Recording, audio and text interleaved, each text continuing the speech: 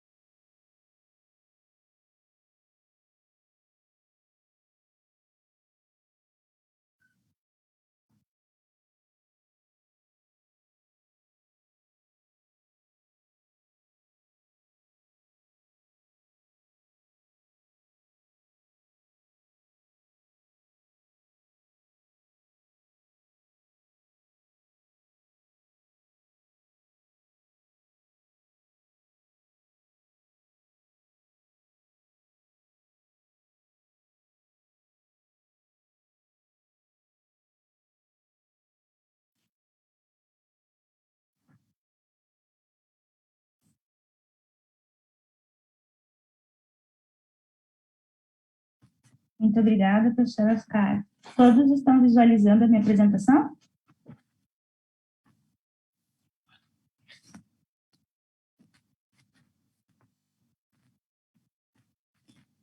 Bom, boa tarde a todos. Hoje eu vou falar um pouco, então, com vocês a respeito, então, do meu trabalho de doutorado, referente a temas de interesse para serem desenvolvidos, então, ao longo do currículo de matemática no ensino médio. Então, essa foi a minha temática de investigação da minha tese de doutorado, então, que eu vou, então, trabalhar, explorar um pouco com vocês no seminário de hoje.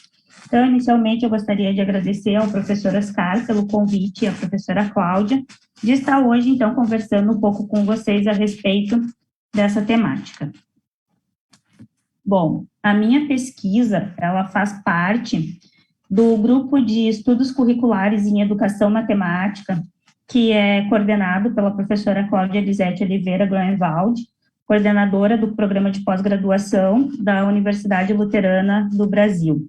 Bom, esse grupo de estudos, ele investiga as questões curriculares, ou seja, ele investiga o currículo de matemática, pensando sempre nas questões norteadoras como o que a gente ensina, o como a gente ensina, quando que a gente ensina, como e quando que a gente avalia. E neste grupo, nós discutimos ao longo de muitos anos, e ainda viemos discutindo, a questão da possibilidade de se trabalhar com temas de interesse ao longo do currículo de matemática da educação básica, pensando que esses temas a serem abordados, eles precisam ser temas que permitam o desenvolvimento dos conteúdos matemáticos, bem como possibilitem, então, uma formação integral desses nossos estudantes. Bom, então, com relação ao currículo de matemática, nós temos agora no Brasil um documento norteador, né, do currículo escolar da educação básica, que se denomina Base Nacional Comum Curricular. Este documento, ele veio para mostrar e dizer que esse nosso currículo, ele precisa abranger toda a característica do nosso país, porque nós somos um país que tem uma grande diversidade cultural, os nossos sistemas de ensino, eles precisam atender a essa diversidade que nós temos. Para isso, então, a gente tem que pensar nos interesses desse nosso estudante e como que os conteúdos curriculares, conteúdos das diferentes áreas do conhecimento podem ser trabalhados não apenas de forma fragmentada, pensando apenas no conteúdo pelo conteúdo, mas sim no conteúdo aliado à sua prática, no conteúdo sendo desenvolvido de forma contextualizada.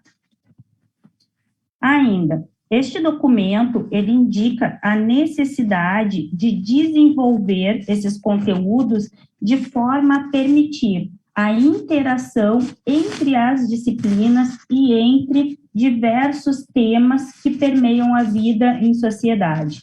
E esses temas, eles devem ser trabalhados nesse currículo de forma integradora e de forma transversal. Ou seja, eu não vou pensar em um determinado tema e trabalhar aquele tema em somente um ano da escolaridade da educação básica, mas sim eu vou pensar neste tema e vou trabalhar ele ao longo de toda a educação básica e cada momento que se vê ele como sendo um tema pertinente, um tema relevante para o desenvolvimento dos conteúdos escolares. Neste caso, a gente está pensando especificamente nos conteúdos de matemática, né, que é o foco do nosso estudo. Ainda, segundo, então, este documento brasileiro, ele diz que o currículo, ele deve ser um instrumento de cidadania, e para isso, ele precisa, então, estabelecer que conteúdos a gente precisa, então, desenvolver ao longo da educação básica, quais são as estratégias de ensino que a gente pode utilizar ao longo da educação básica, e quais são esses assuntos que permitem, então, desenvolver capacidades para a vida em sociedade, para a vida pessoal desse estudante, bem como para a vida no trabalho. Então, pensando né, já de forma anterior a vir esse documento norteador da Base Nacional Comum Curricular aqui no Brasil, em 2015, eu venho já defendendo na minha tese de doutorado a ideia de que era necessário e é necessário trabalhar os conteúdos, né, da educação básica de forma interligada a temas. Mas que temas são esses que eu posso trabalhar, então, os conteúdos da educação básica? Para isso, então, eu fui buscar subsídios teóricos que me permitissem dizer, este tema é um tema adequado e um tema relevante para o currículo de matemática do ensino básico. Então, os meus aportes teóricos são Iscosmose sobre educação matemática crítica, Dow Júnior, referente ao currículo pós-moderno, e Silva, que traz, então, critérios para a seleção e organização dos conteúdos escolares. Então, a partir das investigações do Iscosmose sobre educação matemática crítica, eu trouxe para o trabalho com temáticas algumas questões importantes e que merecem ser repensadas quando a gente vai pensar em trabalhar com temas. A primeira é que todo tema, ele precisa ser possível para os estudantes de perceber a sua importância. Ou seja, eu tenho que trabalhar com temas relevantes para este meu aluno. Relevante para o meu aluno em que sentido? Relevante no ponto de que aquele conteúdo matemático que está sendo trabalhado por meio daquele tema vai permitir que este meu aluno desenvolva capacidades de utilizar o conhecimento matemático para compreender e atuar na vida em sociedade. Este tema, ele deve estar relacionado a processos importantes da sociedade. E quando eu penso em processos importantes da sociedade, eu não estou pensando em pegar temas simplesmente porque são assuntos atuais. Eu estou pensando nesses temas no sentido de desenvolver a capacidade de raciocinar, pensar, analisar criticamente. E isto, o meu aluno, ele vai ter este desenvolvimento tanto em temas extra-matemática, quanto temas intramatemáticos, que também são tão importantes quanto as temáticas extra-matemática.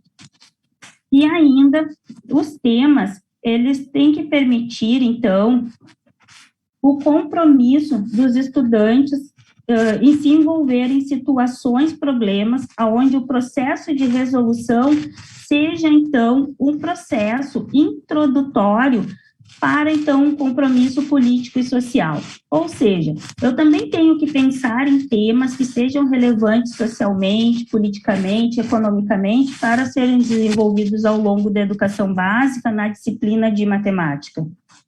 Não só esses, né, como eu disse anteriormente, também pensando, né, nos assuntos próprios da matemática, que também são importantes.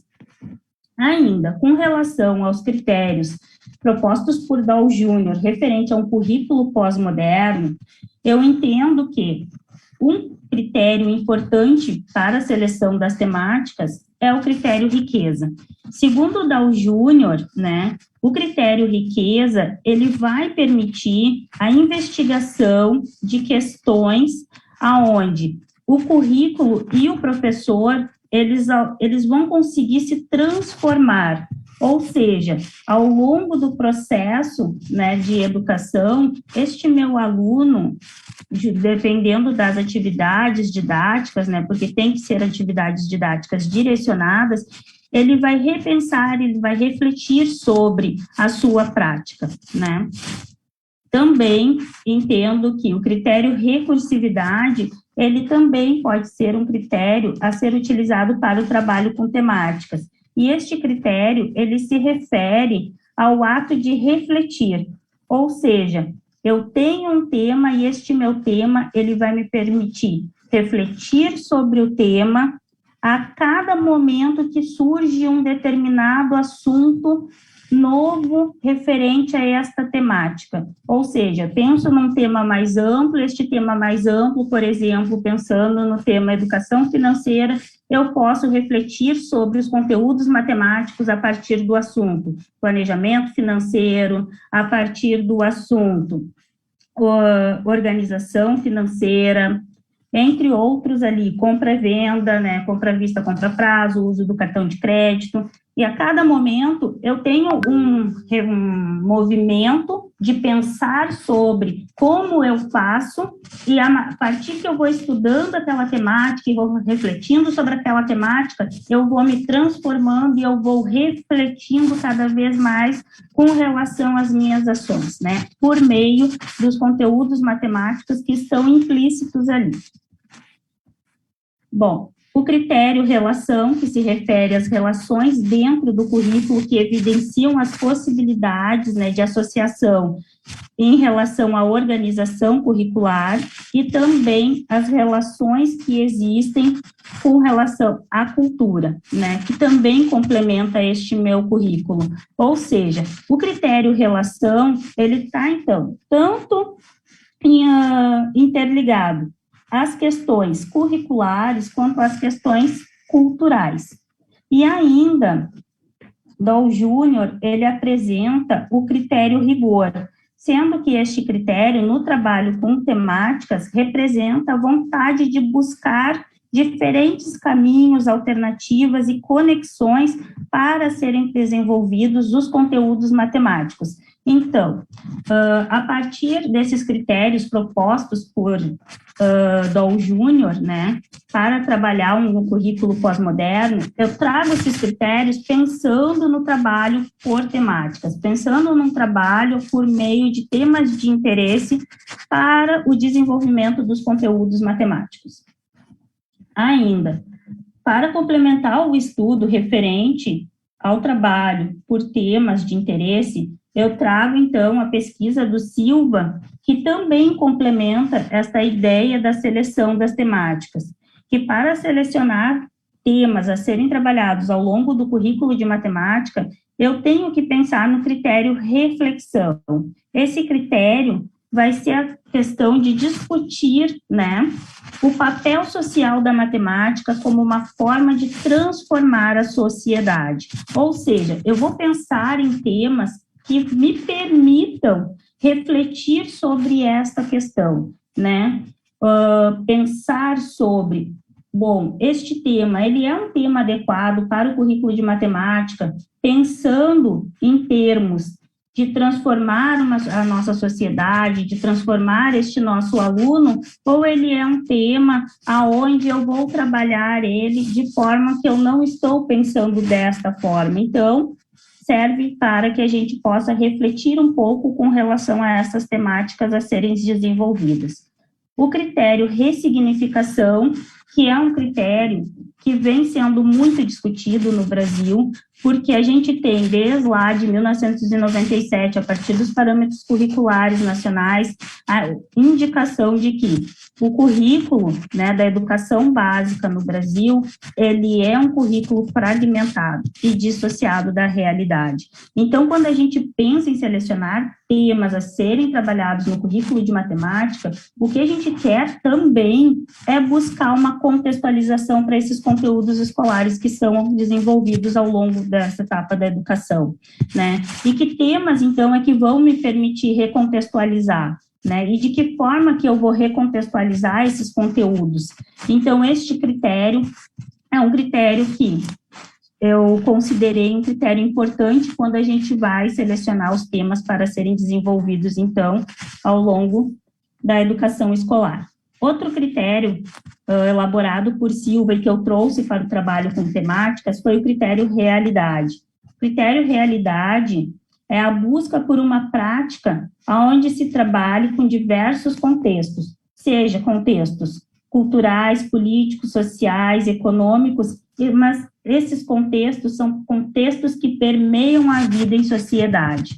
Então, buscar também temas que contemplem este aspecto. Não é simplesmente vou recontextualizar um conteúdo. Recontextualizar é importante? Sim, é importante. Eu consigo recontextualizar o conteúdo sempre por meio de assuntos que permeiam a vida em sociedade? Às vezes não, mas não quer dizer que porque eu não estou recontextualizando por meio desses assuntos que estão aí, né, sendo advindos da vida em sociedade, que não seja importante.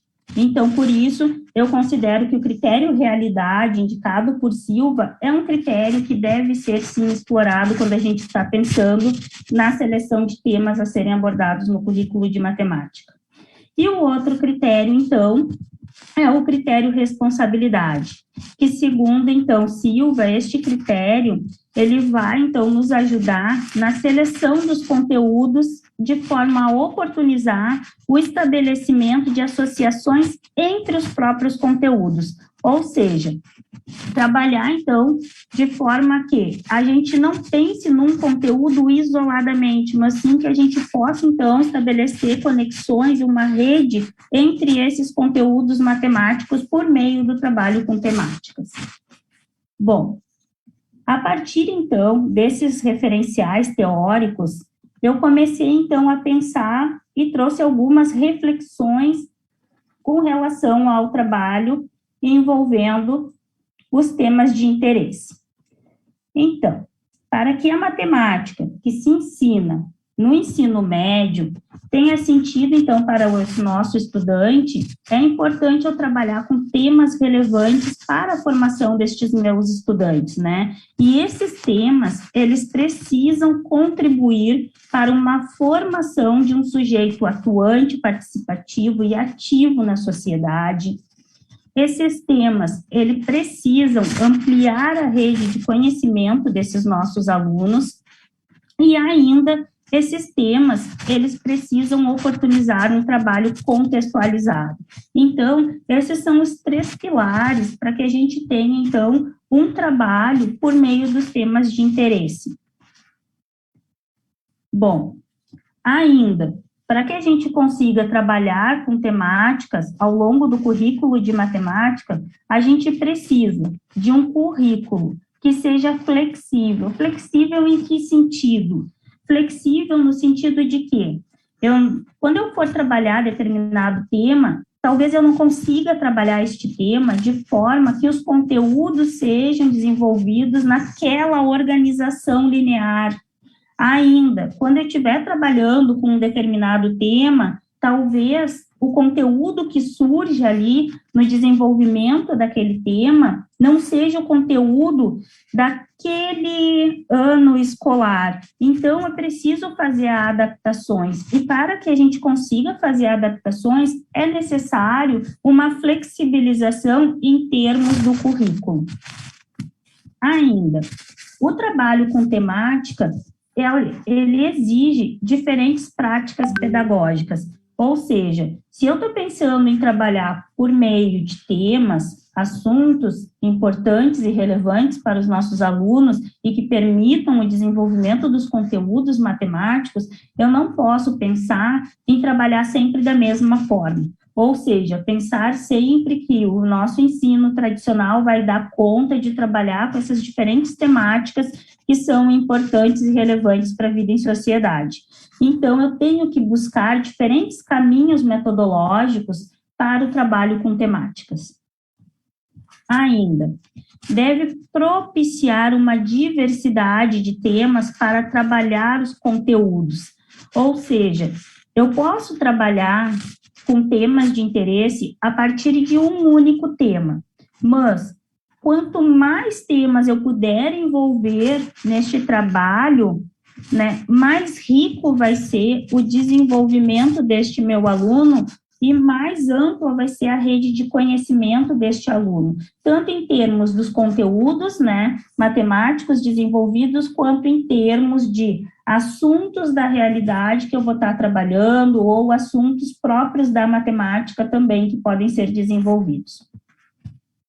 Bom, os temas, eles também precisam promover reflexões políticas e sociais. Não quer dizer que que todos esses itens que eu estou, né, elencando aqui, eles vão ocorrer para todos os temas, mas tem temas que eles possibilitam reflexões sociais e reflexões políticas, e quando esses temas, eles permitem, né, abrem essa possibilidade, entende-se que o professor, ele deve fazer uso oportuno neste momento, né?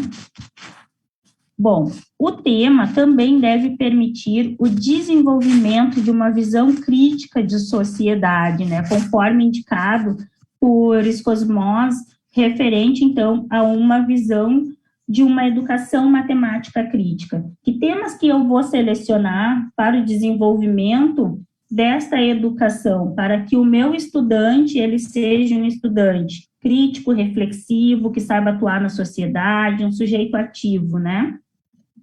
E ainda, os temas, eles devem, então, desenvolver capacidade de resolver problemas, que é uma indicação tanto da Base Nacional Comum Curricular, quanto também uma necessidade que já vem sendo indicada há muitos anos, referente ao desenvolvimento da educação matemática. Bom, a partir, então, dessas reflexões e dessas leituras referente ao trabalho com temas, né, de interesse, então, se organizou uma classificação inicial dos temas de interesse que podem ser, então, abordados ao longo do currículo de matemática. O primeiro tema seria o tema contemporaneidade, ou seja, trabalhar com assuntos atuais, assuntos da vida moderna, assuntos importantes para os nossos estudantes, importante sempre pensando no termo como sendo importante para o desenvolvimento do meu aluno e importante para o desenvolvimento dos conteúdos matemáticos. Não é um tema, quando se pensa em temas de interesse, que seja um tema de interesse do sujeito, mas sim um tema de interesse do currículo, pensando nesta forma como eu venho mencionando. Bom, trabalhar com o tema político-social, trabalhar com o tema cultura, trabalhar com o tema meio ambiente, conhecimentos tecnológicos, o tema saúde e temáticas locais, bem como a temática intramatemática. Então, esses são o rol de temáticas, né, de grandes temáticas, vou chamar assim desta forma, que se entende que pode ser classificados os nossos temas de interesse para o desenvolvimento dos conteúdos de matemática. E sempre quando eu penso nessas grandes temáticas, ela tem um objetivo. Qual é o objetivo de trabalhar por meio desses temas de interesse? É o desenvolvimento de atividades didáticas que relacionem as temáticas aos conteúdos matemáticos da educação básica, né? Ou ainda, quando eu pensei nessas grandes temáticas, eu pensei nela para o currículo de matemática do ensino médio, né? Bom, um caminho, então, por meio do trabalho com temáticas, seria trabalhar, então, o tema, a temática contemporaneidade, por meio do tema criptografia, que é um tema que está, então, vamos dizer, interligado a esta temática maior, que é a temática contemporaneidade, que desenvolve assuntos, então, da atualidade, assuntos modernos.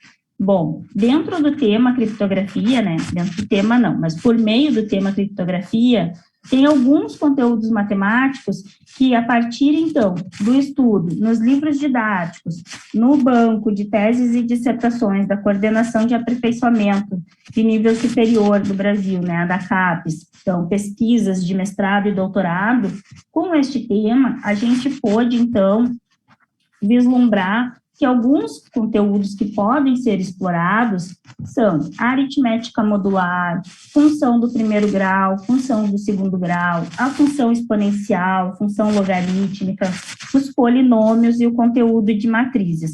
Esses eram assuntos que a gente percebeu a partir, então, da busca, né, no banco de teses e dissertações da CAPES, em artigos da área, né, periódicos, e também nos livros didáticos envolvendo esta temática que é a criptografia. Bom, mas quando a gente pensa em indicar caminhos por meio do trabalho com temáticas, a nossa ideia é sempre de que é necessário que o professor organize uma sequência didática para trabalhar com aquele tema.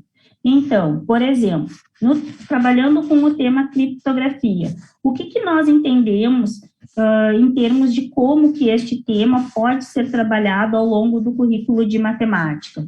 Primeiramente, o professor ele tem que organizar essa sequência pensando em atividades introdutórias. E essas atividades introdutórias seriam atividades que seriam para introduzir esta temática, né, para o nosso estudante. Como que eu vou fazer isso? Eu vou utilizar, então, as cifras históricas, né? Como que surgiu essa ideia da criptografia? O que é a criptografia? Então, por meio dessas atividades introdutórias, eu vou, então, introduzir o tema.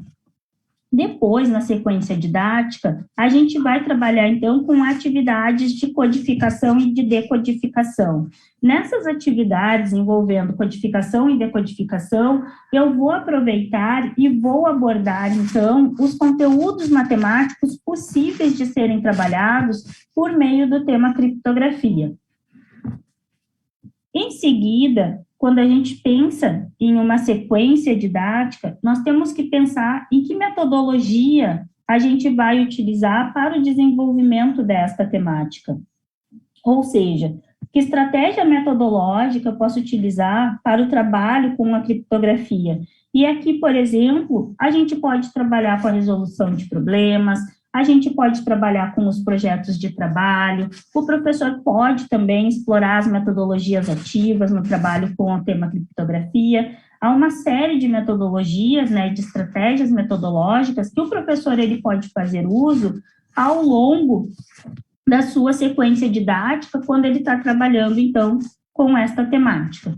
E ainda, o professor, quando estiver, então, pensando numa sequência didática para o trabalho com esta temática, ele tem que, então, vislumbrar possibilidades, né, de recursos que podem ser utilizados no trabalho com determinada temática. E a criptografia, ela é, então, ele é um tema que nos permite trabalhar, então, em sala de aula, com o uso da calculadora e com o uso das planilhas eletrônicas, né?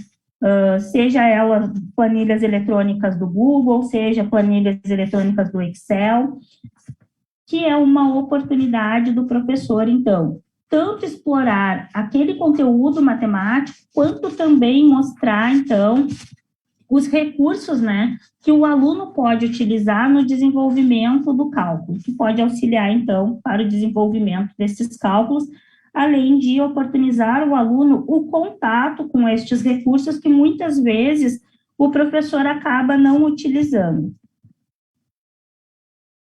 Bom, com relação, então, às cifras históricas, né, o professor, ele pode fazer uso, então, de várias cifras históricas que se tem com relação ao tema criptografia. Aqui, então, eu busquei trazer algumas cifras históricas que podem ser exploradas, como a cifra de César, a cifra do chiqueiro, utilizada pelos maçons, a cifra de Playfair e a cifra ADF-GVX. Tem outras cifras que podem também ser utilizadas, bem como também o professor ele pode explorar os códigos, né? O código ISBN, o código do CPF, que também se tem a ideia ali, né, da criptografia.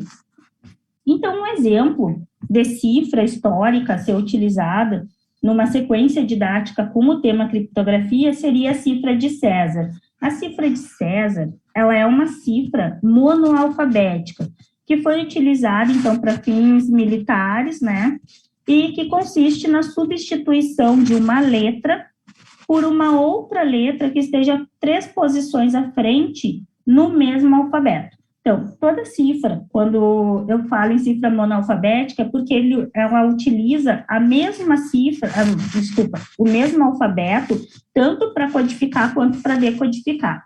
Então, eu tenho aqui o meu alfabeto normal, né, com a sua sequência A, B, C, D, e depois eu tenho o alfabeto cifrado, que é com 3 posições à frente, que seria, então, o alfabeto que inicia no D e vai até, então, o C. Quando eu quero, então, codificar uma palavra, como, por exemplo, a palavra vida, eu vou localizar no quadro aonde está o V, no meu alfabeto normal, né, o alfabeto em cima, e vou, então, substituir pelo alfabeto cifrado. O V, então, a sua correspondência é o Y. Depois, vou localizar no alfabeto normal a letra I, e vou, então, no alfabeto cifrado e faço a sua correspondência, que seria o L. E assim, então, para as demais letras. Dessa forma, é que funcionava, então, a cifra de César. Outra cifra que eu acho muito interessante, que foi utilizada, então, também, é a cifra do chiqueiro, que o professor pode explorar quando ele estiver trabalhando, então, essa parte das cifras históricas para introduzir a ideia da criptografia. A cifra do chiqueiro, ela é uma cifra de substituição monoalfabética, utilizadas pelos maçons, né, para guardar, então, os segredos das suas mensagens, né, para trocar informações. Esta cifra, ela consiste na substituição, então, de uma letra por um símbolo. Então, eu tenho que localizar, por exemplo, para a palavra original, casa, aonde que está o C, e eu vou substituir o C pela posição que o C ocupa na grade. Então, visualizo a letra C e a posição que ele ocupa, e daí, então, eu vou substituir o C pelo símbolo. Depois, eu localizo a letra A e substituo a letra A, então, pelo símbolo. Assim é que ocorria a codificação utilizando a cifra do chiqueiro.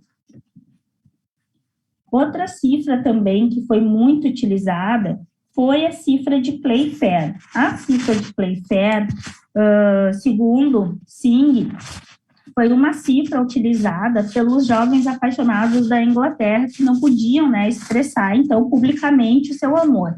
Então, eles começaram a trocar mensagens nos jornais. Então, essa cifra, ela consiste na substituição de cada par de letras de uma mensagem por um outro par de letras. Então, por exemplo, se eu tenho a palavra bela e eu quero, então, codificar ela utilizando a cifra de Playfair, o que eu precisaria fazer? A palavra, eu tenho que pegar e escrever ela em pares. Se ela não for uma palavra que eu possa escrever em pares, eu posso dobrar a última letra, ou ainda eu posso escolher uma letra qualquer, que seria a letra, então, para que eu tivesse pares. Bom, então, bela, separa em par, fica B, E e L-A. Aí, como que eu faço a codificação desta palavra? Eu vou localizar na grade, certo? E sempre é uma grade de 5 por 5, onde eu vou distribuir todas as letras do alfabeto. Porém, a gente tem 26 letras no alfabeto. Então, a gente pega e agrupa 2 letras. No nosso caso aqui, eu agrupei o I e o J. E eu posso também, na cifra de Playfair, escolher uma palavra-chave, que neste caso, eu escolhi Ubra como sendo a minha palavra-chave. Então, escrevo na minha primeira linha do meu quadro de codificação a minha palavra-chave, Ubra, e as demais letras do alfabeto eu distribuo, então, ao longo do restante, né, dos espaços que eu tenho no meu quadro. Então, B, localizo o B e localizo o E no quadro. Então, percebo que o B e o E estão na terceira coluna. Aí, aqui tem uma série de regras para poder fazer a codificação de uma mensagem. Por exemplo, como B e E, eles estão na mesma coluna, então eu tenho que pegar a letra imediatamente abaixo para fazer a substituição. Então, o B eu vou substituir pelo E. O E eu vou substituir pelo K. Bom, se eu tenho, por exemplo, a palavra, as 2 letras, LA, né, agora. LA estão na mesma linha. Quando a gente tem letras que estão na mesma linha, o que eu preciso fazer de acordo com a cifra de Playfair?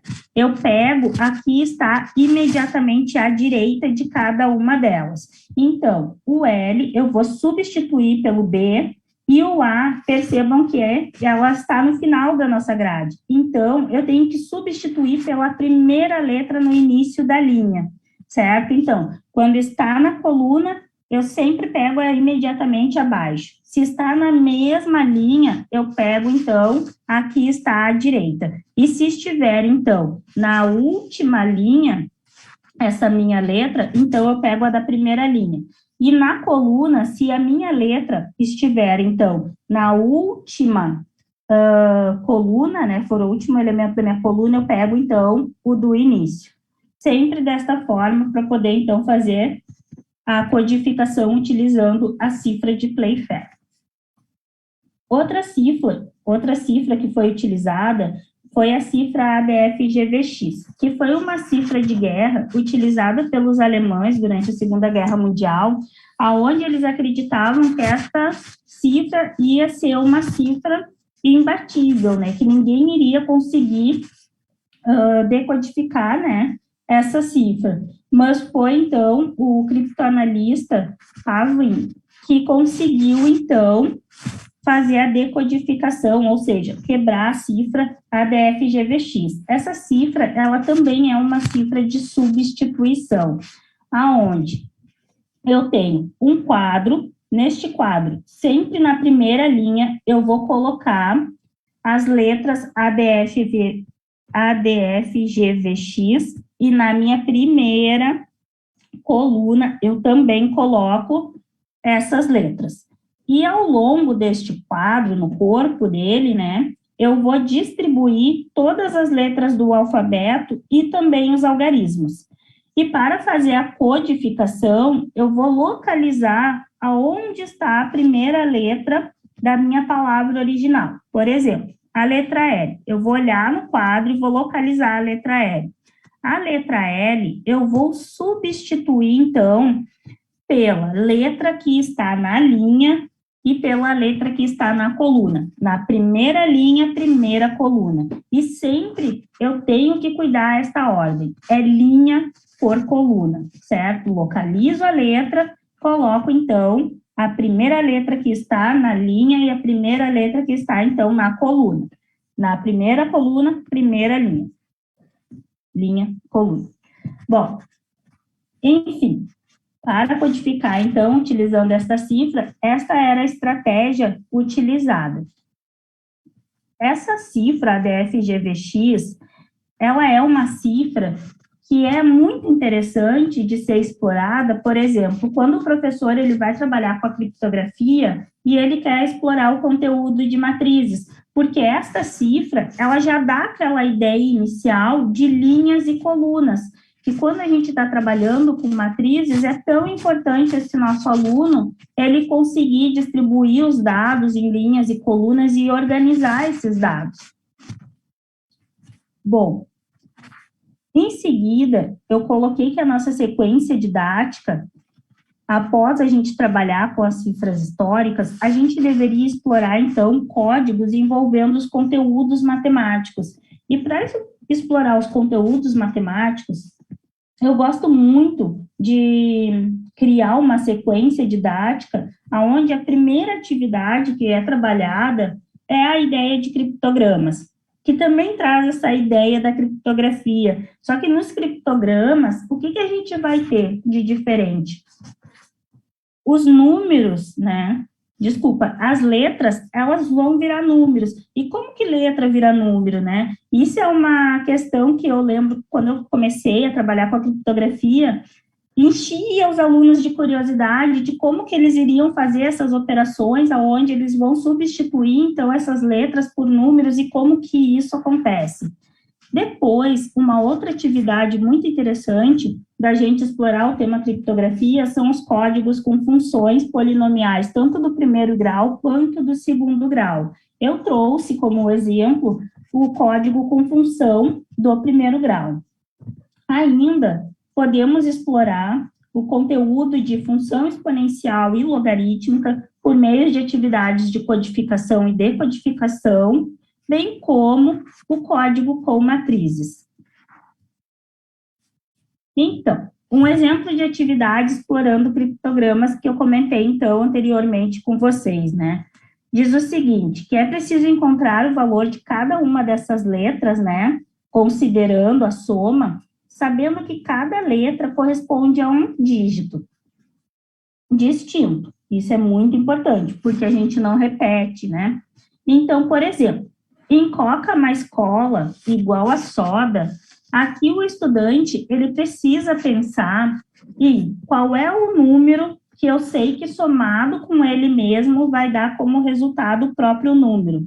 Mais ainda, ele tem que pensar qual vai ser o valor que eu posso atribuir para que O somado com O seja O, mas eu tenho já que A somado com A tem que dar A.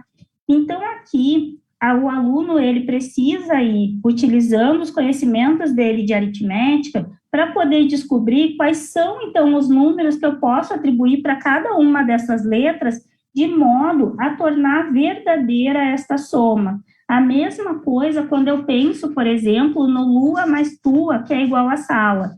Então, um A somado com A tem que dar A. E aqui, outra questão que é muito interessante é o aluno, ele tem que perceber que um L somado com T tem que dar SA. Ou seja, o L somado com o T, ele é um número maior do que 9, certo? Por quê? Porque eu tenho que um algarismo, quando eu somar 2 algarismos, ele vai me dar um número de 2 dígitos, e não um número de um dígito só. Bom, no código com função polinomial do primeiro grau, aqui o professor, ele precisa, inicialmente, quando ele estiver trabalhando com criptografia envolvendo as funções, criar um alfabeto de codificação e de decodificação. Aqui, neste caso, eu criei um alfabeto considerando todas as letras do alfabeto, mas eu não considerei aqui, por exemplo, as pontuações. Ponto final, ponto e vírgula, que quando, por exemplo, o aluno vai escrever uma mensagem, e se a mensagem é um texto, seria interessante, né, ele ter também como fazer a codificação, então, dessa pontuação. Depois que a gente faz, então, um alfabeto de codificação e de decodificação, é preciso eleger, então, uma função de codificação. E essa função, então, vai ser a minha chave, que é onde eu vou fazer, então, a codificação da minha mensagem, e essa chave, ela é necessária para que eu consiga voltar à mensagem original. Então, por exemplo, tenho a minha função de codificação sendo f de x igual a 4x mais 7. A minha palavra original é tudo. Bom, para que eu possa, então, codificar esta minha palavra utilizando um código com função, eu preciso, então, atribuir para cada uma dessas letras um número. Então, de acordo com o meu alfabeto, eu tenho que a letra T corresponde ao número 20, a letra U corresponde ao número 21, a letra D corresponde ao número 4, a letra O corresponde ao número 15. Após fazer isso, eu tenho, então, que fazer o cálculo da imagem da função para cada um desses números, então, que correspondem à minha mensagem, que é a sequência numérica. Aqui, neste caso, é importante chamar a atenção para a estratégia e recursos que o professor ele pode fazer uso ao trabalhar com a função polinomial do primeiro grau. Por quê? Aqui a gente sabe que o t vale 20, então eu tenho que calcular a imagem de 20 considerando a minha função f de x igual a 4x mais 7. Depois ele precisa fazer isso para todas as outras letras da mensagem dele. A ideia de eu estar trabalhando com a criptografia é eu explorar com este meu aluno o cálculo da imagem da função. Eu necessariamente não preciso que o meu aluno fique calculando ali quanto é que vai dar o 4 vezes o 20 mais o 7, depois que ele faça o cálculo do 21 vezes o 4 mais o 7, e assim para todas as letras. O que eu quero que o meu aluno entenda é que quando eu estou fazendo uma codificação com função polinomial do primeiro grau, ele saiba o que é a imagem de uma função. Então, neste momento, é oportuno ele utilizar um recurso facilitador para os cálculos, que neste caso pode ser a calculadora, pode ser uma planilha eletrônica, aquele recurso que o professor ele se sentir mais confortável para trabalhar, então, com este estudante. E já para que esse meu aluno ele possa fazer a decodificação dessa mensagem, então ele tem que saber, então, estabelecer quem é a inversa da função, então, que foi dada.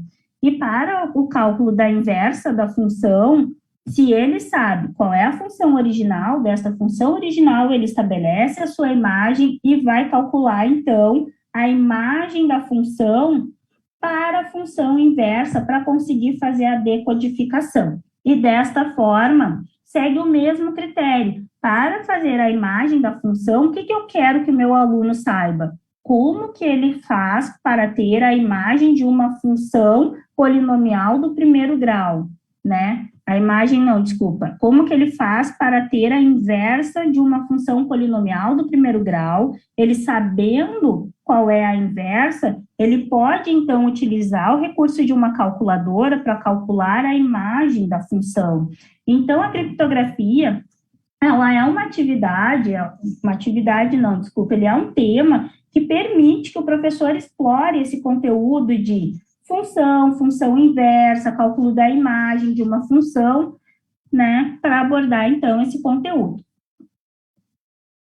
Bom, outra função que a gente pode explorar com o tema criptografia é a função exponencial e a função logarítmica. Nesse caso, então, né, eu seleciono novamente um alfabeto. Este alfabeto foi um alfabeto que eu criei, então o professor ele pode criar inúmeros alfabetos, por exemplo, atribuir qualquer valor, né, para cada uma das letras do alfabeto, e então dar uma função codificadora, que neste caso, como é código com função exponencial e logarítmica, ele pode dar como função codificadora tanto uma função exponencial quanto uma função logarítmica. Daí, a única questão é que o aluno ele precisa saber como que é o inverso de uma função exponencial e o inverso de uma função logarítmica. E aqui, nos cálculos com as funções exponenciais e logarítmicas, explorando esta temática, o professor ele pode trabalhar tanto com funções simples quanto com funções um pouco mais elaboradas. Por exemplo, aqui eu peguei como chave de codificação a função exponencial f de x igual a 2 elevado na x.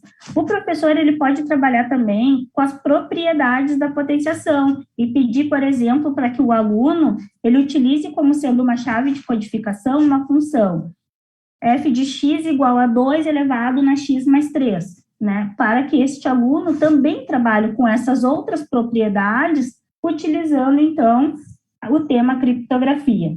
Aí ele vai ter, então, uma palavra a ser codificada, né, ou o texto que ele selecionar. Aqui no nosso exemplo eu peguei uma palavra, essa palavra, então, eu transformo ela numa sequência numérica a partir do alfabeto, né, então, selecionado por mim. Após fazer isso, eu vou, então, calcular a imagem da função para cada uma daquelas letras que eu atribuí, então, a minha sequência numérica.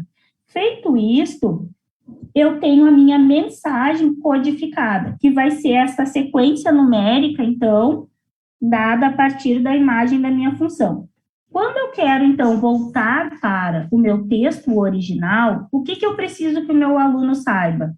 Qual é, então, a função inversa da função exponencial f de x igual a 2 elevado na x, certo? Porque senão o aluno ele não consegue retornar a mensagem original se ele não sabe qual é a função inversa da função dada.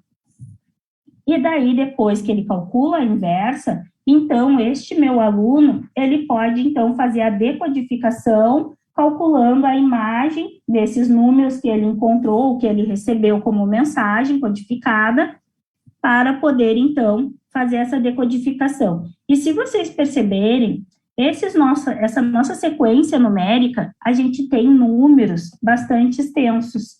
E nesse sentido, é que a criptografia é um tema, quando a gente está trabalhando com as funções, que permite ao professor o uso da calculadora, tanto para fazer aquelas contas mais simples, quanto para fazer contas mais elaboradas, para que também o nosso aluno, ele saiba utilizar a função potência de uma calculadora, e muitas vezes eles passam no ensino fundamental, ou passam a educação básica, chega no ensino superior, e eles não sabem como utilizar adequadamente as funções e os comandos da nossa calculadora, né, que é um instrumento que está aí, que eles têm no celular, que eles podem, então, utilizar a qualquer momento, né, na vida deles.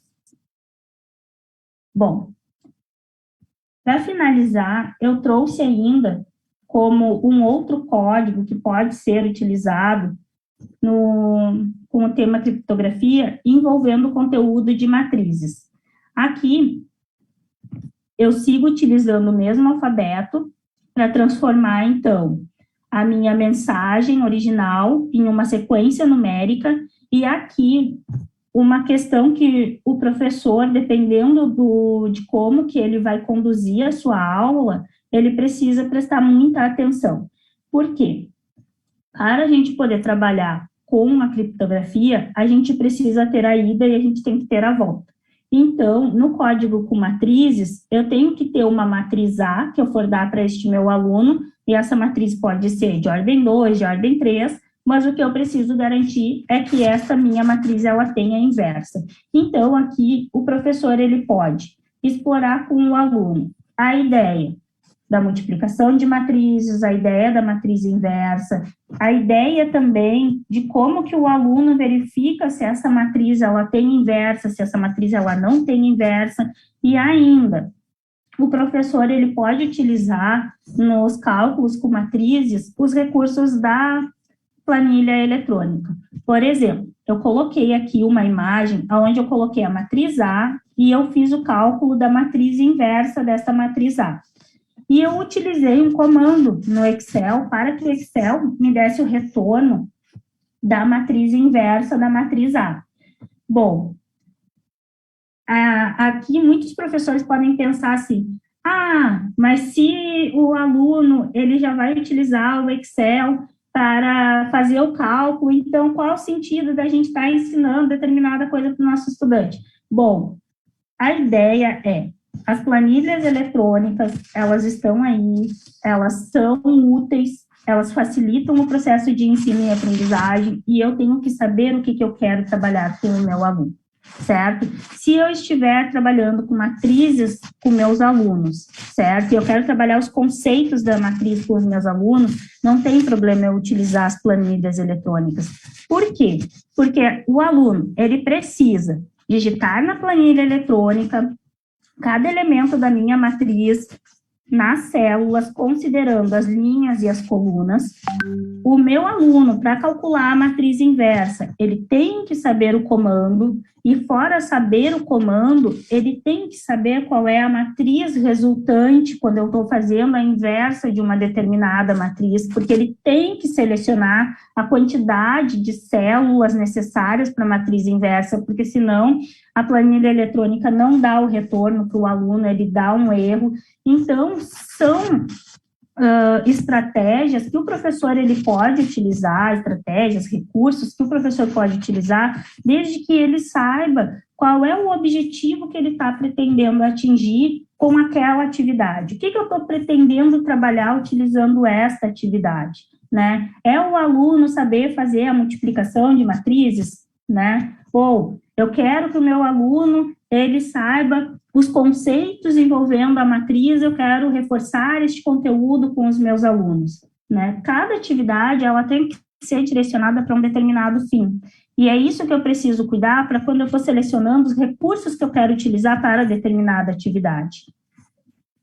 O mesmo é com relação à multiplicação de matrizes.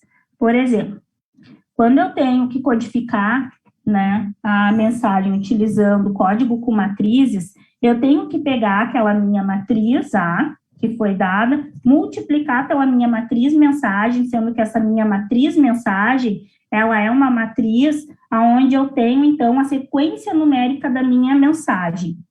Essa sequência numérica tem que ser organizada, então, pelo meu estudante. Não vai ser nós que vamos dizer para ele, tá, a matriz A é desta forma, a matriz mensagem que vocês vão construir tem que ser desta outra forma. Não, a gente está querendo que o aluno construa esta matriz mensagem, sabendo que ele tem que fazer a matriz A multiplicada por esta matriz mensagem, certo? Então, eu sei que a condição de multiplicação de matrizes é tal e que eu só posso, então, organizar considerando esta condição. Assim é que eu vou, então, abordar este conteúdo por meio, então, de planilhas eletrônicas ou não, né? Porque eu posso também pedir para que este meu aluno, ele faça essa multiplicação utilizando lápis e papel, né? Mas, como utilizando a criptografia, a gente tem mensagens muito longas, a gente tem também muitos algarismos, o ideal seria utilizar algum recurso que facilitasse ali a questão dos cálculos matemáticos propriamente ditos, sendo que a ideia seria trabalhar, então, os aspectos envolvendo os conceitos das matrizes. E para, então, esse meu aluno encontrar, então, novamente a mensagem original, ele precisa, então, determinar a matriz inversa da matriz original que foi dada a ele, para poder fazer, então, a multiplicação da minha matriz inversa pela minha matriz, então, que eu estou recebendo, que é a minha matriz codificada, que vai ser uma sequência numérica, para retornar, então, ao meu texto original. Bom, então, o que eu quero finalizar comentando com vocês, né? Que a gente entende que o estudo, né, do currículo e a busca de critérios para a seleção de temas possibilitou, então, uma reflexão sobre a importância de se elaborar propostas de ensino que viabilizem aos estudantes a construção de um conhecimento matemático que permita relacionar a teoria, os conhecimentos, os conteúdos matemáticos a suas situações de aplicação, buscando contextualizar, né, esse conhecimento. Bom, e que a classificação dessas temáticas é uma possibilidade de classificação. Ela não é uma classificação definitiva, aonde, se eu estou trabalhando com criptografia, necessariamente eu estou trabalhando dentro da temática contemporaneidade, porque a gente entende que a criptografia, ela perpassa outras temáticas, né, mais amplas, que também são elencadas, né, classificadas na nossa investigação, e que pode ser utilizada, então, no ensino da matemática, e que oportuniza esses nossos estudantes compreender os conteúdos matemáticos de forma mais significativa, de forma mais, vamos dizer, atrativa, ou de uma forma diferente, para não dizer atrativo, porque talvez não seja atrativo para determinado grupo de aluno. Ainda, o exemplo envolvendo o tema criptografia, ele tem como objetivo indicar caminho para o trabalho com temática. Um caminho, né? Temos muitos caminhos ainda que podem ser utilizados pelos professores por meio de diferentes temáticas que podem ser utilizadas para potencializar o ensino da matemática ao longo do ensino médio ou ao longo da educação básica. Bom, algumas referências, então, que eu utilizei para elaborar esse material para o nosso estudo de hoje. E o meu muito obrigada a todos. Então, eu fico aberta para perguntas, sugestões, comentários.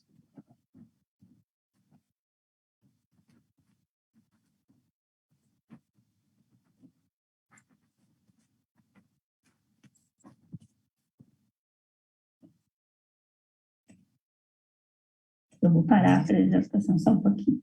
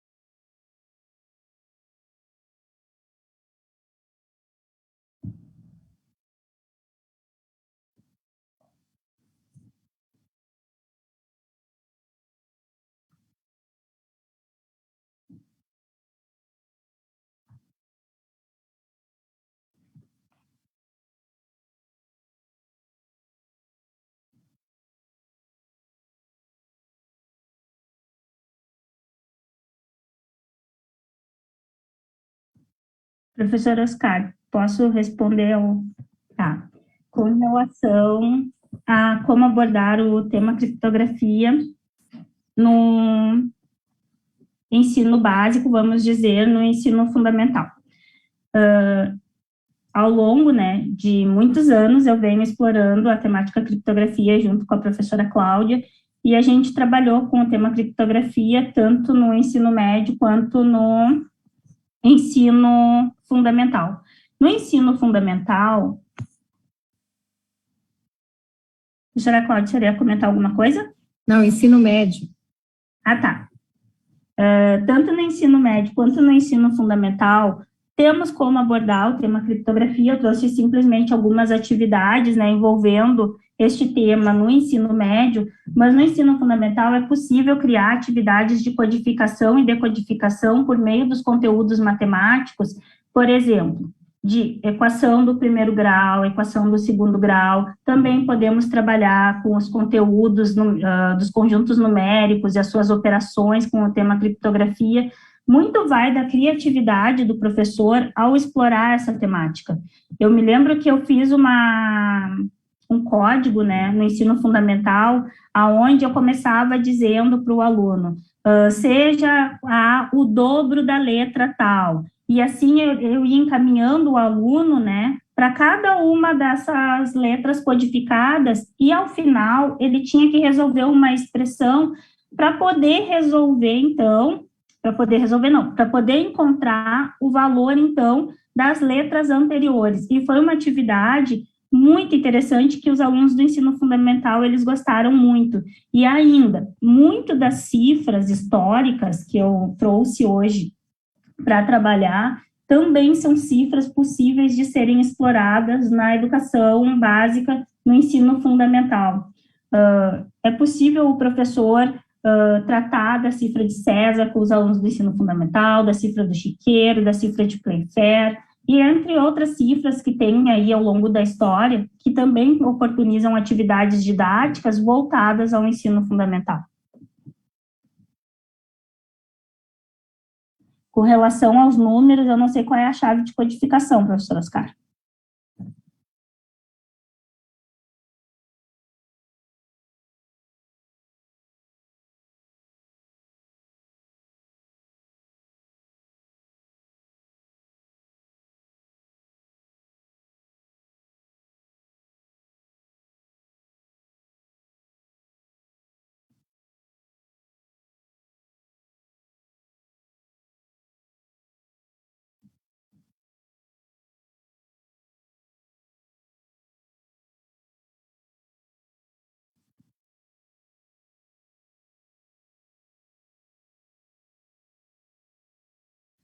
Yo prefiero en viva voz, si es que me entiende.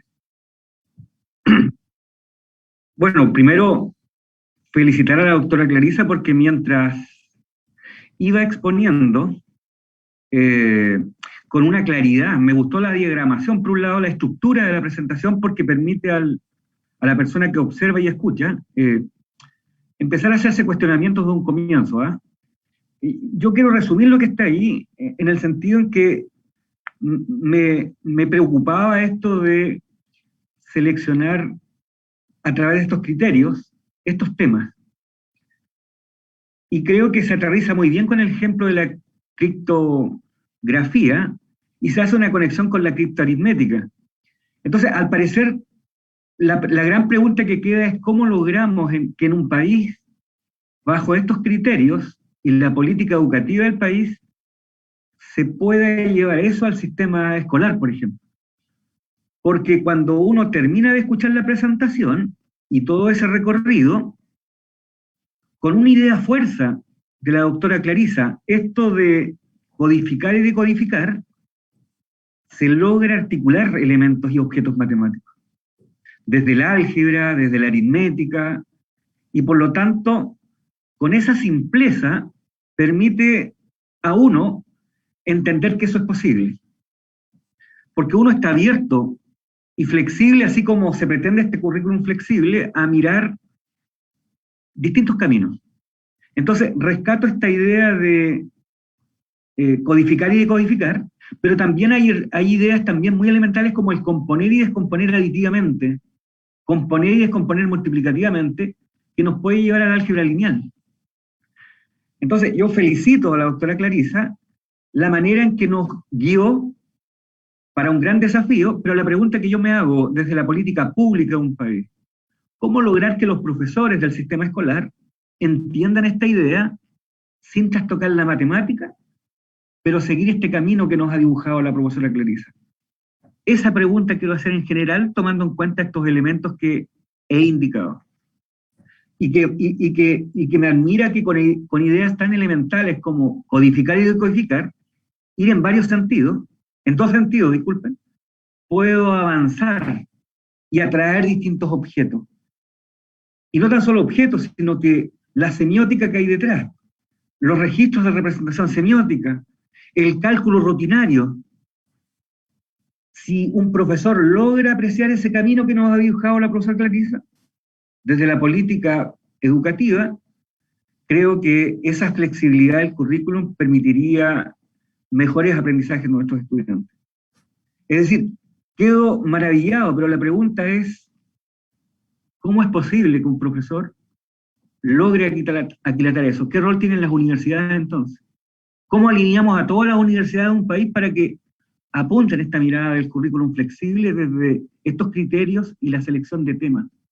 Eso nada más para no quitarle protagonismo, ¿cierto?, a la doctora Clarisa, que nos ha dejado aprendido. A mí me dejó muy prendido, así que felicitaciones. Muito obrigada, professor Miguel. Pensar no currículo, né, de forma flexível e que a gente consiga trabalhar com essas temáticas, ainda é algo assim que a gente não tem, né, a nível de Brasil e acredito que em muitos países. Mas o currículo na forma como ele está posto, né, também é um currículo que nos permite trabalhar com as temáticas. Claro que a gente não conseguiria trabalhar com a temática na forma como eu apresentei aqui, né, mas o professor, ele pode, né, em determinados momentos, pegar atividades dessa sequência e utilizar sempre quando ele achar oportuno para o desenvolvimento de determinado conteúdo. Então, por enquanto, o que a gente tem em termos do trabalho com temática é trabalhar com diferentes temáticas sempre que houver essa oportunidade no desenvolvimento de determinado conteúdo. Não pensar em abandonar o trabalho, né, por temáticas, por trabalho onde a gente vai contextualizar esse conteúdo escolar, né, proporcionar um novo olhar, mostrar para os nossos alunos a aplicabilidade dos conteúdos matemáticos, principalmente, que eles têm muita dificuldade em enxergar aplicações, né, da matemática no dia a dia, no seu cotidiano, e buscando desta forma, sim, e trabalhando com as temáticas ao longo tanto do ensino superior ou da educação básica. Muchas gracias.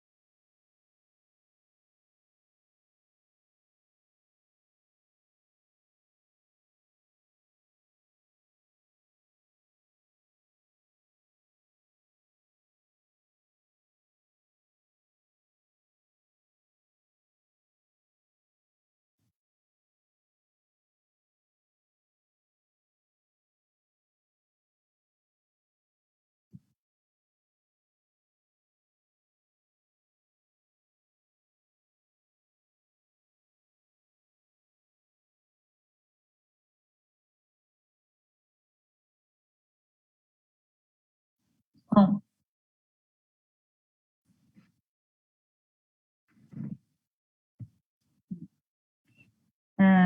professor Oscar, uma temática que eu venho agora investigando muito fortemente é o tema educação financeira, né, que no período que eu estava, então, elaborando a minha tese, ela entrou, a educação financeira, dentro da temática político-social.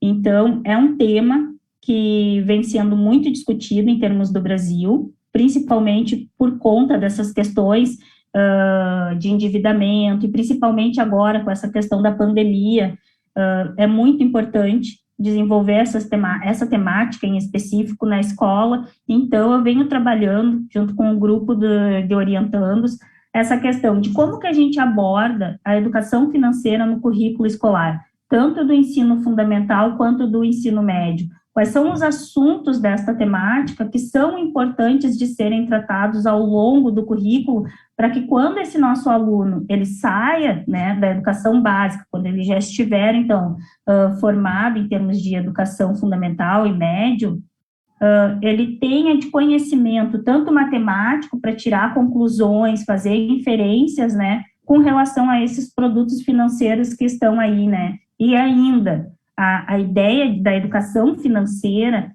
não é a ideia da gente trabalhar porcentagem, juros, não é esta a ideia, é o aluno pensar criticamente, é o aluno pensar a respeito de por que que a gente não vai, então, gastar X reais num determinado tênis, porque é de uma determinada marca, se eu não ganho para poder, então, manter isto, né? Que o aluno venha e busque refletir isso já desde lá da educação infantil, né? As questões, bom, com um salário mínimo, o que que um salário mínimo me permite, né? O que que o salário mínimo ele tem que dar conta? E será que, se eu resolver comprar um determinado tênis ou um determinado computador de uma determinada marca, esse salário que meu pai e minha mãe, eles recebem, dão conta disso? Né? Isso é pensar, né, em uma educação financeira e não simplesmente pensar somente nos conteúdos matemáticos que estão ali permeando essa temática. Este é um dos temas, então, que eu venho investigando muito fortemente agora, junto com um grupo de orientandos.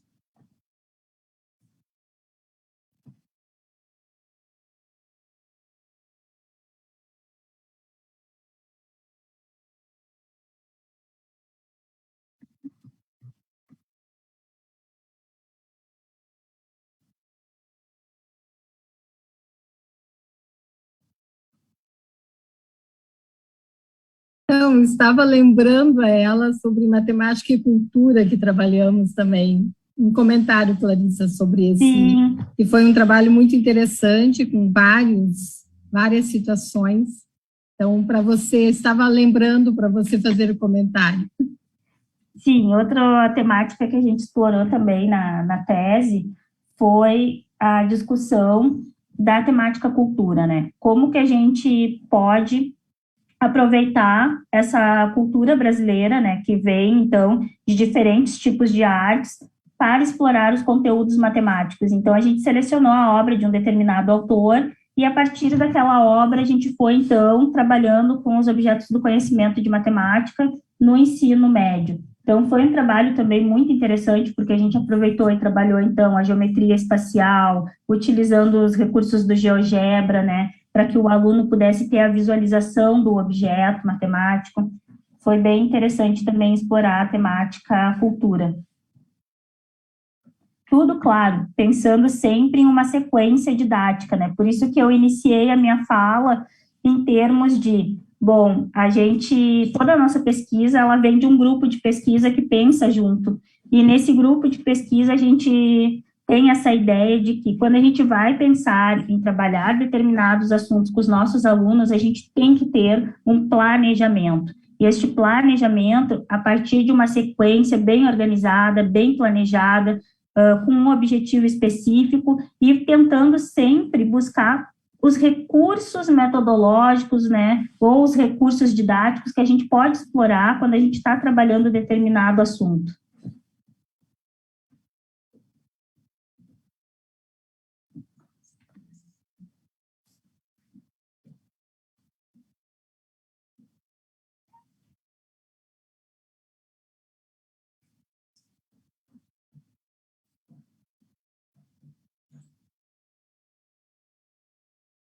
Sí, a mí me gustaría, si puedo hacer otro más nada más. Claro, porque si bien es cierto, yo pregunté en términos más generales, por la motivación que nos dio la doctora, respecto de su investigación y esto de la secuencia didáctica, ¿qué rol juega el análisis histórico y epistemológico de los objetos matemáticos que van a ir en la secuencia? ¿Tiene alguna incidencia? Por ejemplo, los sistemas de ecuaciones lineales son una herramienta interesante en la resolución de muchos problemas, pero hay cuestiones epistemológicas de los sistemas de ecuaciones lineales que hay que considerar, a mi juicio, cuando uno los utiliza como una herramienta. ¿Hay algún aspecto de la epistemología del objeto que usted toma en cuenta cuando elabora o propone esa secuencia didáctica? Ai, desculpa, não entendi, professor Miguel.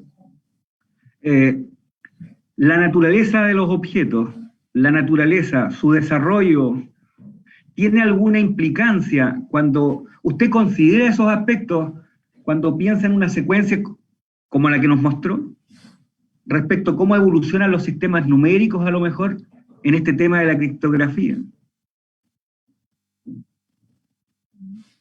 No me expliqué bien.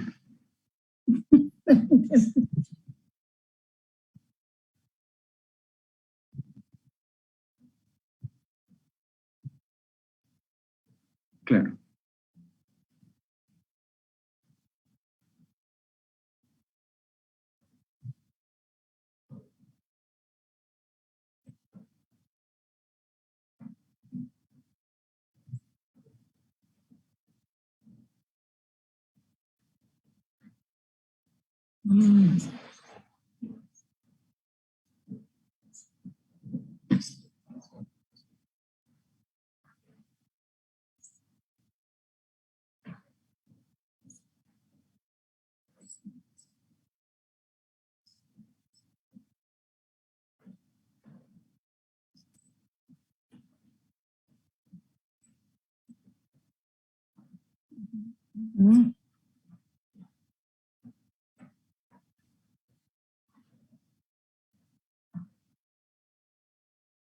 Entendi.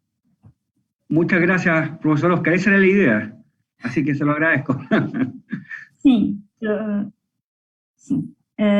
Professor Miguel, para cada temática que a gente vem explorando, a gente vê a questão de que objeto do conhecimento a gente consegue trabalhar com aquela temática. Então, por exemplo, quando eu pensei na temática criptografia, essa temática eu fui buscar nos livros didáticos, eu fui buscar em pesquisas, quais eram os objetos de conhecimento matemático que eu poderia explorar com esta temática.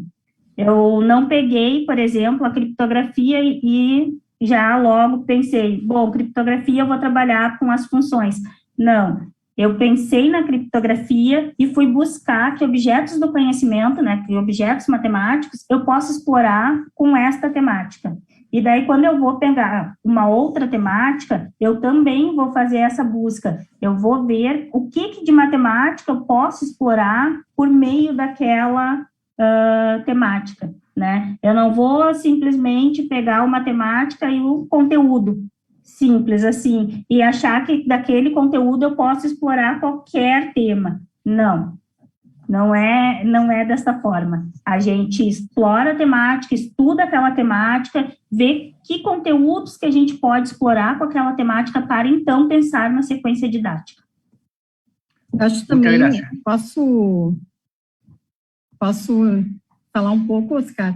Acho também que a pergunta do professor Miguel vai para o que nós levamos em consideração ao fazer um planejamento de uma sequência, que tem que ter muito claro tanto a linguagem natural, quanto a linguagem algébrica, quanto a representação geométrica, né? Toda a parte semiótica tem que estar envolvida e tem que transitar entre uma linguagem e outra. Também a relação da construção epistemológica ao longo da história é extremamente importante. Por isso que a Clarissa traz, por exemplo, na criptografia, tudo que foi construído e onde foi utilizado ao longo da história, né, esses códigos e como vem surgindo isso e como agora está sendo utilizado na vida moderna. Então, tem toda uma relação, sim, tanto a parte histórica, quanto as questões semióticas, quanto as metodologias que vão estar sempre relacionadas com a resolução de problemas e com tarefas de investigação. Acho que era mais nesse sentido que ele estava perguntando, não sei se é isso, professor Miguel. Muchas gracias, doctora Claudia. Gracias.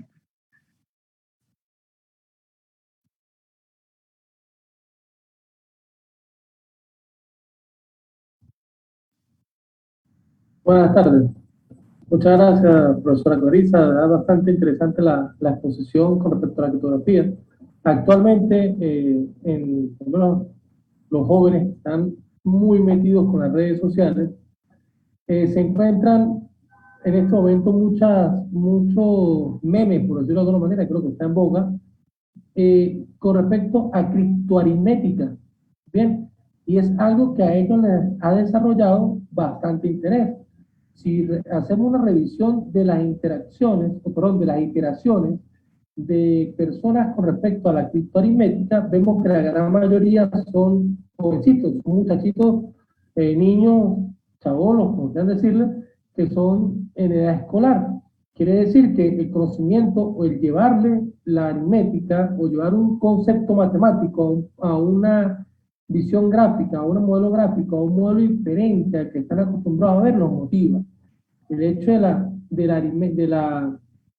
la criptografía como tal, pues si empezamos a hacer un estudio histórico, nos damos cuenta que esa es la forma en la que empezamos a descifrar los lenguajes de nuestros antecesores, ver qué mostraban ellos y cómo lo referenciaban, y nosotros hacer de eso una decodificación para luego codificar un nuevo estamento, que es lo que tenemos ahorita, desde el punto de vista matemático y físico.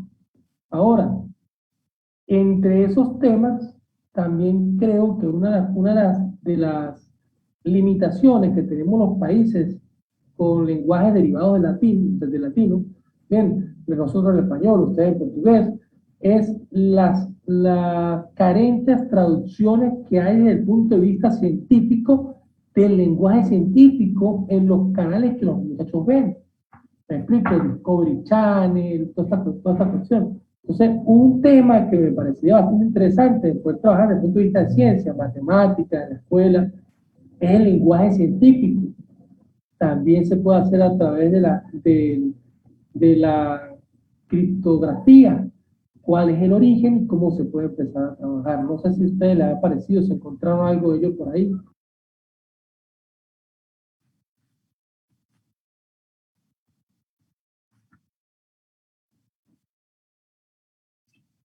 Jonathan, a sua pergunta ou a sua questão é com relação às questões de tradução com relação à criptografia, aos problemas que são propostos, à linguagem que quando a gente está utilizando, é algo assim? Sí, en efecto, o sea, es la visión que ustedes están atendiendo en este momento, una visión bastante actualizada, porque los estudiantes están utilizando elementos criptográficos en las redes sociales. Bien, o sea, no están utilizando el lenguaje cotidiano para expresarse, sino están utilizando un lenguaje modificado a un código específico que están generando ellos. Eso los profesores podemos tomarlo y generar un lenguaje que los motive a ellos para empezar a trabajar algunos elementos matemáticos o de ciencia. Muchas gracias. Ah, entendi. Acho que entendi. Seria essa nova forma de linguagem que os alunos têm utilizado para se comunicar, né, nesses meios eletrônicos, seja no WhatsApp, seja no Facebook, do professor explorar, então, por meio da criptografia. Seria mais ou menos isso?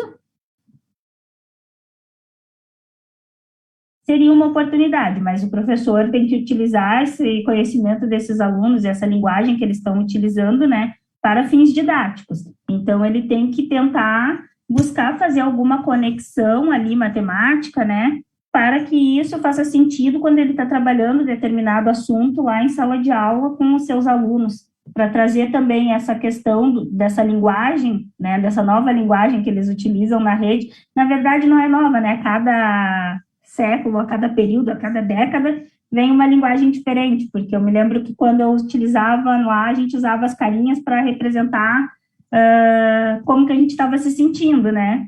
E agora eles usam, então, uma outra forma de estrutura, né? Sim, mas seria, sim, uma oportunidade para o professor, sim, criar atividades de codificação e decodificação utilizando essa linguagem dos estudantes, né? Trazer isso para, né, o meio escolar. Sí, es romper la tradicionalidad y empezar a buscar lo que a ellos, a los estudiantes, los está motivando.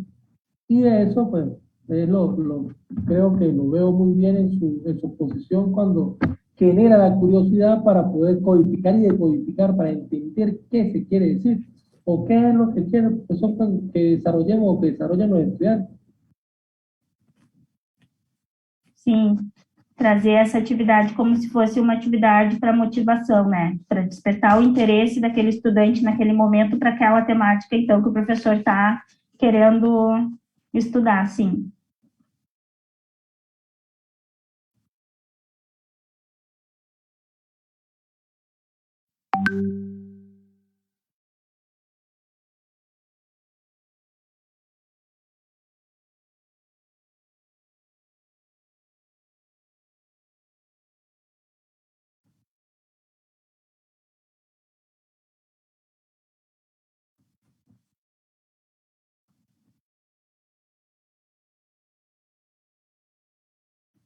Não, eu concordo, sim, que isso é uma questão bem importante, né? Como que a gente vai, então, incentivar o nosso aluno para o estudo, né, dos conteúdos matemáticos? O que de temáticas a gente pode explorar para conseguir, né, essa motivação desse nosso aluno? Claro, que motivação a gente não vai garantir, mas para tentar um engajamento deste nosso aluno para o desenvolvimento de determinado conteúdo. Isto vai realmente trazer essa questão da contextualização, da ressignificação daqueles conteúdos, né? E uma tentativa ali de despertar esse interesse.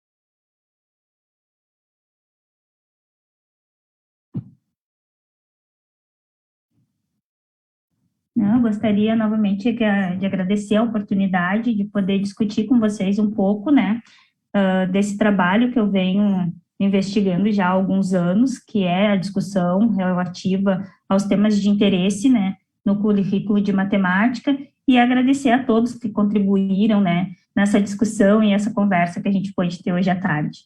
Muito obrigada. Muito obrigada, professora Oscar, pelo convite, professora Cláudia também.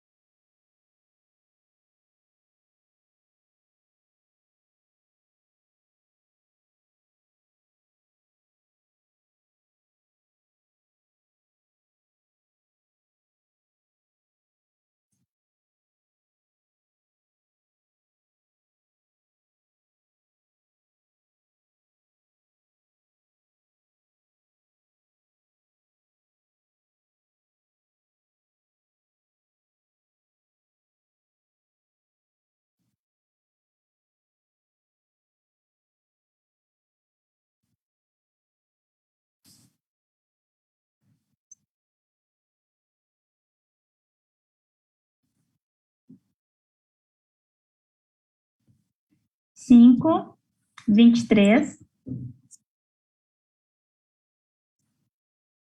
Ah, 24.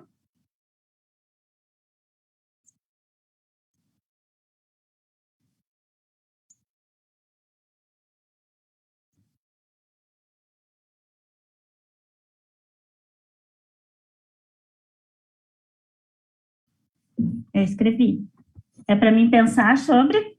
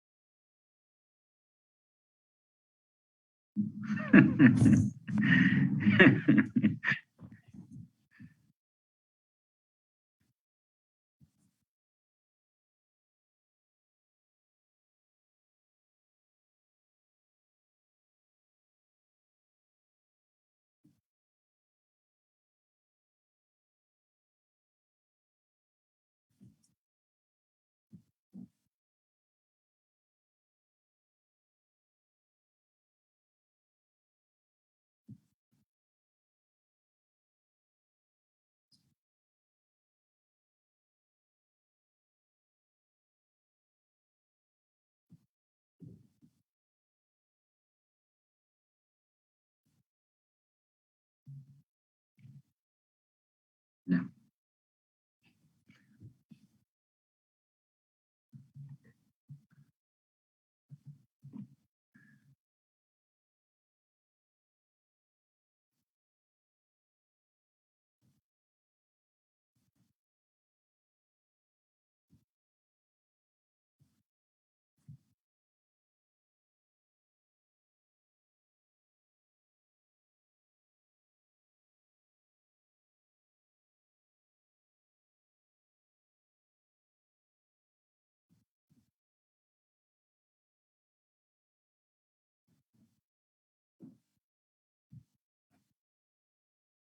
Hasta luego, que estén bien todos, todas.